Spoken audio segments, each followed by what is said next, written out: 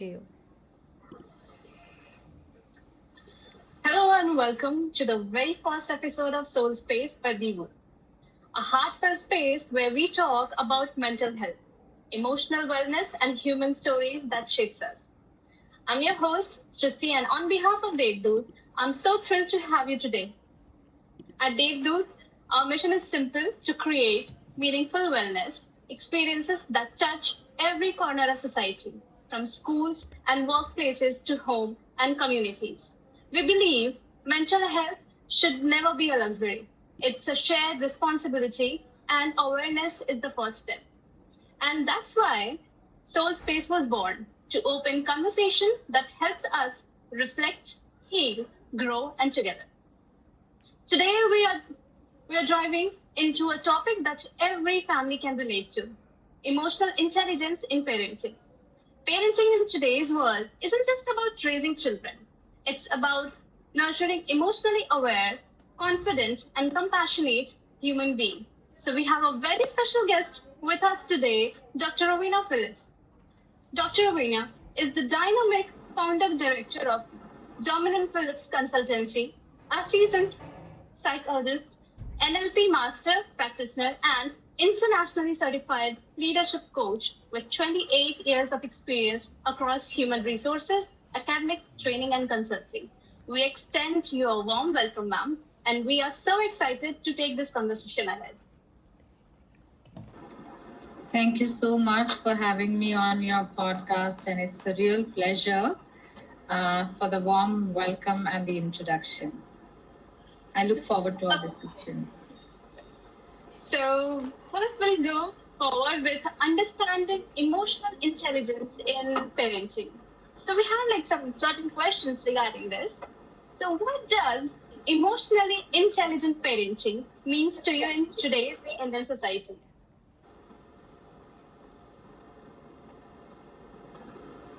So, emotional intelligent parenting is definitely moving from just control, from discipline to moving to connection and understanding. In the Indian setup, we usually understand our kids a lot to do with grades and academic performance. So, looking beyond that and also understanding and relating to their emotions and also acknowledging the fact that it's not just academic performance, but we are here to listen to them, to their interests, to their aspirations, and hear them out empathetically, lovingly, caringly, unconditionally.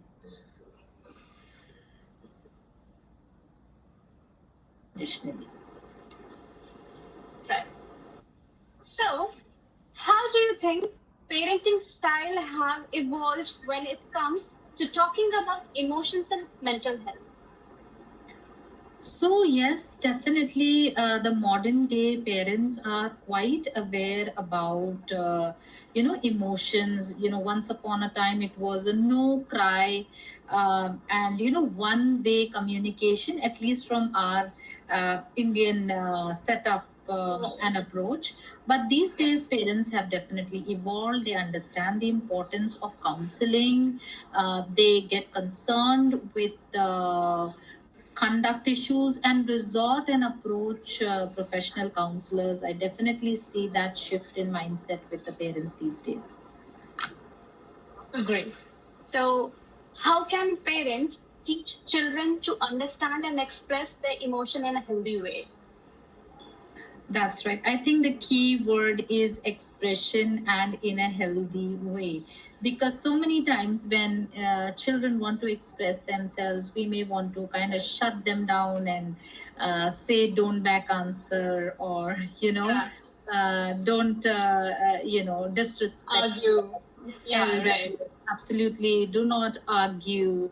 So, a good way to teach children how to express their emotions is just be a role model, and ask them also that how is it that you feel, or open-ended questions. What exactly is happening to you? Give an example that okay, I'm feeling hurt or I'm feeling bad, and then explain it in the form of a story, maybe in the form of a role play. And obviously, the most important part is when in day to day conversations, parents are expressing themselves in a healthy way, children will tend to mirror that and model that. Right. So, without even actually formally training them, they'll just pick that up. Correct. So, like, it's very important to recognize and like know like your kid, like how they are actually feeling. So when we talk about like recognizing and emotional need, what are some early signs that a child may be struggling emotionally, and how can a parent respond with empathy rather than discipline? Right. So it's just about listening to your child, and if the child, sometimes we use this term, he's acting stubborn. Uh, Correct.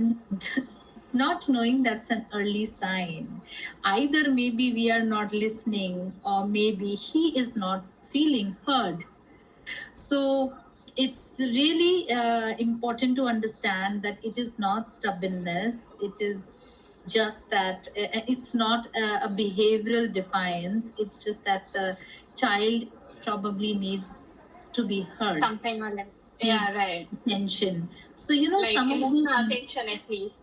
correct. Normal. If the child is, lying on the floor, rolling on the floor, and asking for something, which is very common. We see it. Maybe not common in the sense with children. So many parents come up. He's just rolling. When I say no on the floor And they directly. get frustrated. They do not even want like why the child is behaving like that. They just say you're being so stubborn and like yeah. So it's all on the child, right? It's like, okay, Right. it's just categorized, it's labeled, it's stereotyped. So that's the time. These are some signs where, of course, the child also needs help, and the parents also need some guidance to Correct. understand what exactly Correct. is going on. And there are so many other signs, but this can be some very simple and relatable example for parents. Correct. Do you feel like there is a? It's also just because of like they have already gone through that stage and they are like parents have become like so much mature. So it's just age gap or something because like they have already gone through that. Okay, but though they do not want to understand like why that child is like behaving like that.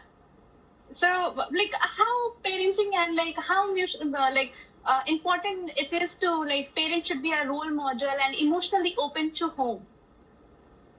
Absolutely. So, vulnerability also for parents, and how to actually, talk to your children with calculated vulnerability is what I would want to. It's a risk taking, right? Children Right. also think that their parents are they perfect. She is the superwoman and he is the superman in my life. And that's Yeah. exactly how parents are to their children. But calculated, conscious, intentional vulnerability while talking to the children, like, I'm upset today because something like that happened, but I think being calm really helps. So, what do you think about mom? How do you think when I respond calmly to that? Get an opinion if needed from the child, right? So, this Right. is how, in the simplest form, in our day to day communication, by again being a role model for this as well. Because sometimes when the child always sees us as a perfect, he might feel fearful or he might get shocked, knowing that his parents are also human beings. But Correct. that happens very naturally in a normalizing way, day to day family conversation and dynamics. The child will get used to it, and will have more acceptability to the parents also deficiencies, or what you say, vulnerability, or maybe shortcomings in that sense, because end of the Right. day we are human beings, even parents are. Like many parents like struggle with maintaining this like to open and like have open communication with their kid like as they are growing older. Okay, so what practices can help build long-term trust between them? I think having a time allocated for a family communication, and that would be a time of expression. So, what happened with you today? This is how my day went about. Some things that were well, some things Like that sharing, like how you felt shared. today, what happened. Absolutely. Uh, yeah, Making it right. like a ritual, you know, like, Correct. okay, maybe we also have a prayer ritual in Yeah, right. families, right? So Yeah. this is a ritual for when everybody from their busy lives takes that time out, and we sit with this agenda that we are going to share and we are going to express. And once we start off that practice and we learn to express each other, others life, it then comes into our natural communication when we are in the kitchen or when we are in the bedroom. It just becomes normalized for us. So that's a habit that one should create as a family practice, and also continue to build that to the next level. So it becomes a culture, it becomes a mindset. This is Like quite many important kids for us. are like afraid of sharing, like they might get like punished, or their parent might not like, or like, so there is a barrier between them, no? So some of the parents do not even allow, because they want to like maintain that, like we are your parent, so you must not do that. Like rather than explaining, okay, why you should not do that, they just order it. So, like, I feel like there should be a balance between them, like emotionally. Like, what do you say? Absolutely right, Shrishti, that we have been living in this more authoritarian parenting style where Correct. it's a one-way communication. I give the download, so I am the authority. You just keep quiet. If you make the effort to express, you might offend me, or in other words, you might disrespect me.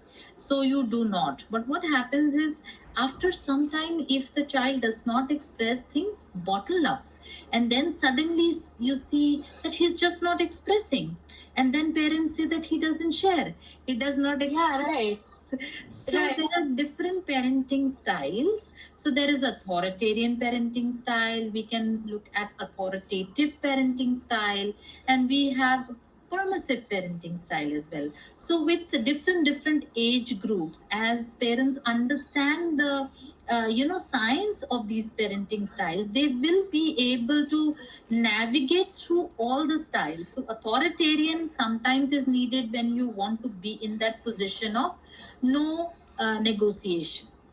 But if you want the child to express, then you can move to a permissive parenting style where you permit him to just express, right? Knowing that's the space you are giving him and you are still in control, and how you create those boundaries and how you nurture and guide and teach your child that how to express. And the Right. authoritative parenting style where you draw boundaries and say these are your boundaries, till this time is acceptable behavior, this is unacceptable behavior. So that element of expression also improves every single time. If you suddenly expect a child who's not been allowed to express and to express the first time, you will be shocked to hear when he can just come back, without Correct. further expressing himself, because he's not been guided or nurtured or taught Correct. how And to. that's very important. Right. So you Right. can't raise your voice, but you can use nice, expressive verbal communication to express how your body language looks like. Are the words too harsh? So all these small things as the child keeps expressing. So expression is should be encouraged absolutely, and parents have to be trained also to help the child navigate through the learnings. Right. So, as like parenting burnout is real.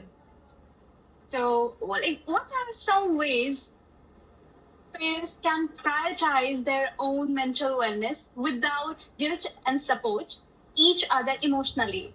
in like parenting journey? See, I feel that parents definitely have different level of burnouts at different stages of parenting. So Correct. when the child is born, they will have sleepless nights.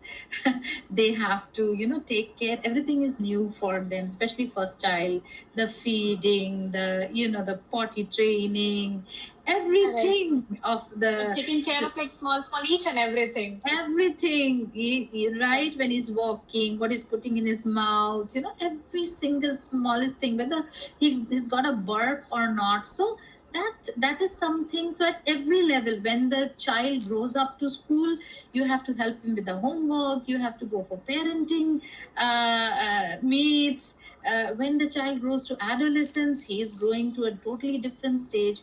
And in India, our kids become adults a little late, so parents are there even 18 plus, worried about which engineering college or which medical college they are going to get admission. Absolutely right. Right? Yeah.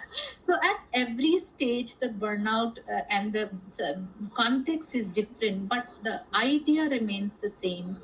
That self care is the key, because you being healthy will definitely impact the environment and the health of the child as well. So it's just quite simple, just some simple health care practices. Take a break, and breaks can be even having the quiet time in the morning, having your coffee, or maybe you're journaling, or if you love dancing, you do your dancing. Whatever are your hobbies, don't let go of that. And having a routine of meditation and exercise really helps your mind in a amazing way to recover. But that time is really really important. Important. Yes, that's a key also to healthy parenting practice. So in our modern days challenges, like how has the rise of like social media and technology affected children, emotional health, and how can parents guide them responsibly? Right, I think the first thing is parents themselves should be familiarized with what is the digital change, what are these channels that their children access. So many parents are not on Insta. They definitely very proudly say that I'm not on Insta, I do a little bit of Facebooking. But then you can't correlate, you will not be able to foresee what kind of content is put out there. So in some form, getting educated or informed of what is present in the social media platform, what kind of an impact it can have on the child's mind, like self image issues, cyberbullying is there, identity issues might come in, simple comparison can distress the child, right? The children are putting themselves out and making themselves vulnerable, not even knowing that they are in danger. We are trying to safeguard them every moment. So these things are really important for parents. So understanding how they can create those digital boundaries as well. So some Right. apps which are parenting apps where the child can access this much, not access this much. This is something that we have to notch up a little bit as parents. Correct, correct. Like today's like uh, children and kids are like more into like anxiety, comparison. Like parents have a habit of like comparing, like that kid got like 90%, you got this only 80%. So that actually builds a pressure on a kid, no? So like how can parents address topic like anxiety, comparison, and loneliness that children may face today? The best way again, Srishti, is constantly communicating with them as they kind of end up expressing their thoughts and being understanding what kind of emotions the child is facing. Sometimes the child is facing frustration or facing disappointment, or but doesn't even understand what's happening with him.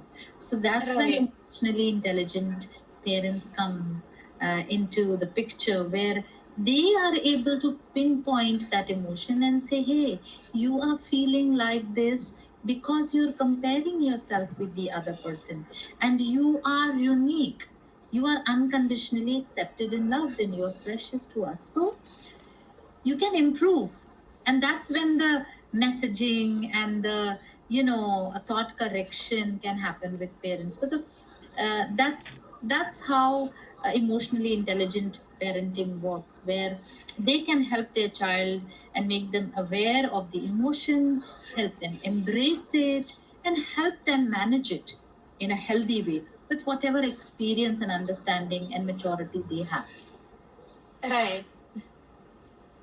So, like, Dave Group conducts wellness and mental health, like program across schools, colleges, and universities in India. In your view, how can initiatives like this help parents, educators, and students bridge the gap between mental health, awareness, and real emotional action?